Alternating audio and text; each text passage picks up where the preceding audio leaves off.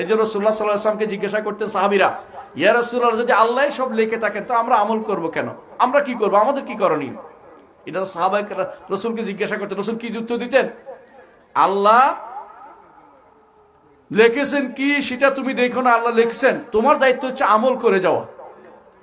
তুমি আমল করতে পারো, এটা সত্য, কারণ দেখা যাচ্ছে আমি হাসতে পারি, মসজিদে যেতে পারি, সুতরাং বোঝা যাচ্ছে যে আমল করতে পারে। এটা আল্লাহ বলেন নাই যে তুমি করব বলে আমি লিখছি, এই জাতীয় গাঁজাখুরি গল্প কুফুরি কথা তিনি বলেন নাই, রাসূলও বলেন নাই, কেউ বলেন নাই। কারণ আল্লাহ তাআলা তিনি স্বাধীনভাবে সব কিছু লিখেছেন। তিনি কি লিখেছেন আমরা জানি না। সবার তাকদীর লিখেছেন, পোকামাকড়ের তাকদীরও লিখেছেন, আমারও লিখছেন, পোকামাকড়ও লিখছেন, বুঝলেন কিনা, গাছেরও লিখছেন, ওই সূর্যেরও লিখছেন কতদিন ঘুরবে। কিন্তু আমারটা সূর্যের যেমন জিজ্ঞাসা করে লেখেন নাই, আমারটাও জিজ্ঞাসা করে লেখেন নাই। তিনি যেভাবে চলতে বলছে সেভাবে আমি চলবো।